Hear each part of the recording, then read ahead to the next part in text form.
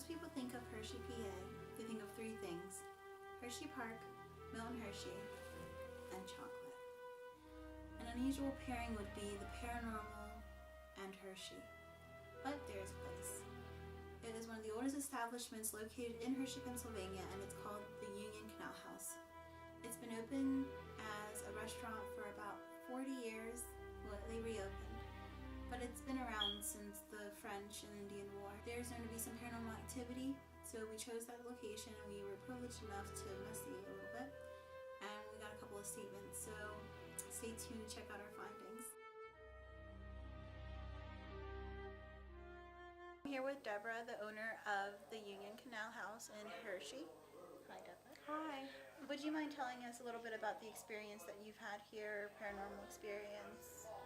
Well, I can't be exact. However, I did bring in some candles that have batteries in and the remote control. Every night, it's my duty to turn off those lights, those candle lights. And I've had them in here since Halloween. And when I come in the next day to go to work, I always go and turn the candles on around the fireplace and such. There's always one candle that just doesn't go out. I've moved it in different positions on the fireplace. I've taken it out of the area. It still is the one lone candle that Have you had anything like touching your shoulders or cold breezes or anything like that?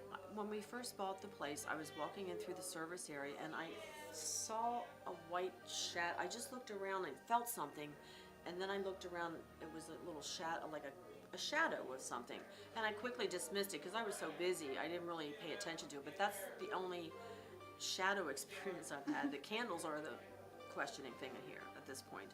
There's some people here that have worked here longer, like our bartender, if he's willing to say a few things, and the chef also maybe has a few stories as well. So maybe we should talk to them, see what they think. Let's go check them out.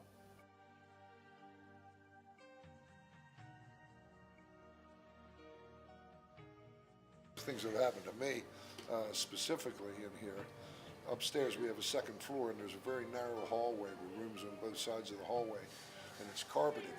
And this has happened to me, and it's happened to a good friend of mine too, where you can be walking down the hallway and it'll sound like little kids. Nobody's talking or giggling, but you know how kids, when they're running across a carpet, and it'll start at one end of the hallway and go right by you, right in front of you, right down, keep going down toward the end of the hallway. Yeah. Like 3 or 4 little kids just ran by you. I've heard the word hello twice in here, where I was the only one in here, and it was pronounced enough that I was we used to have bottles in the center. We had an island here, and I'm putting bottles away, and hello was the word that was used, and it was that pronounced that I actually dropped the bottle. Oh my gosh.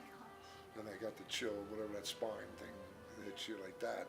I'd heard that, and that happened within 48 to 72 hours after a young boy committed suicide at the tree right off our back parking lot here. And this happened to me too. I always heard rumors that if someone wants to send you a message from the other side, at times you will get a smell of roses, that you can smell roses. I was here one night all by myself, and we had one of my favorite waitresses had died within a week of this experience. I was alone. I was in the waitress's quarter back there, just putting stuff away, and it was like I was in a flower shop. It was that, just roses, big time. How long have you been working here? 20 years. And you experienced paranormal stuff since those 20 years. Like, when did you start? That was maybe about 10 years ago when I heard the word hello, and maybe 7 or 8 years ago when I got the roses thing.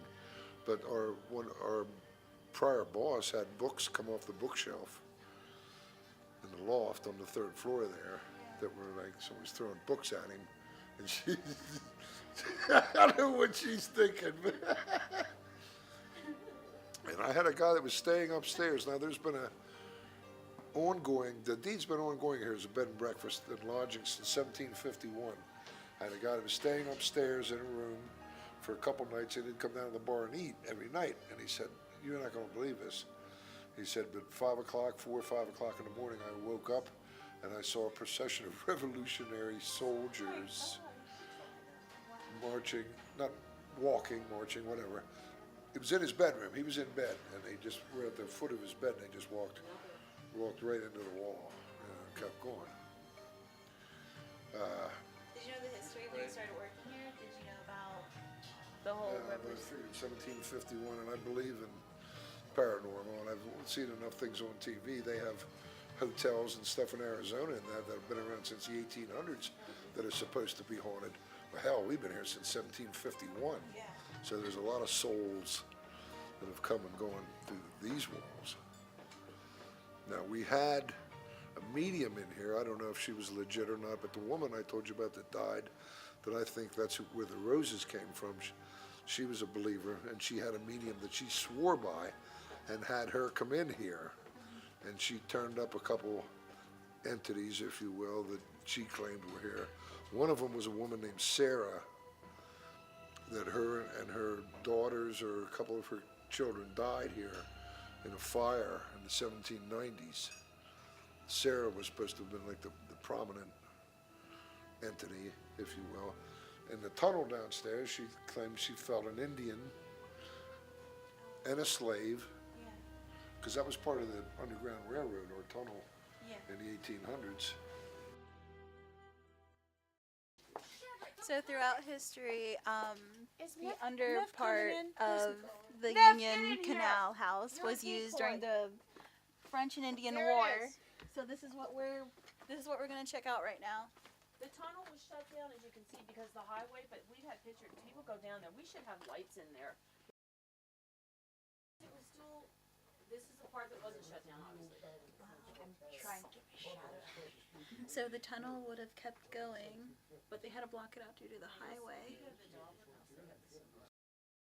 Alright, so we have the privilege to be down in the basement, and we're going to do a small investigation, see what we can find. If we find anything, the camera is very sensitive to noise, so let's hope we catch something.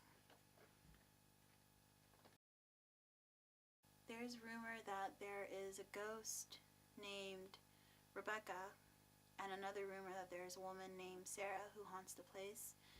Sarah and her two children unfortunately passed. They burned in a fire that was here, and it said that they still roam the halls. So if there are any spirits with us, we respectfully offer our invitation to come on down, make a noise, make your presence known to us in any way. You can go ahead and touch me or Rachel. We are very open to anything.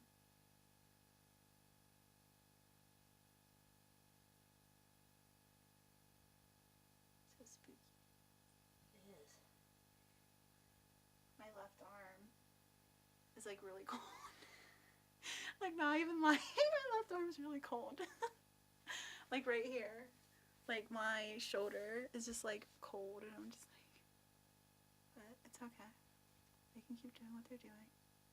You could throw a stone, make a noise. Sarah? Rebecca? Are you with us?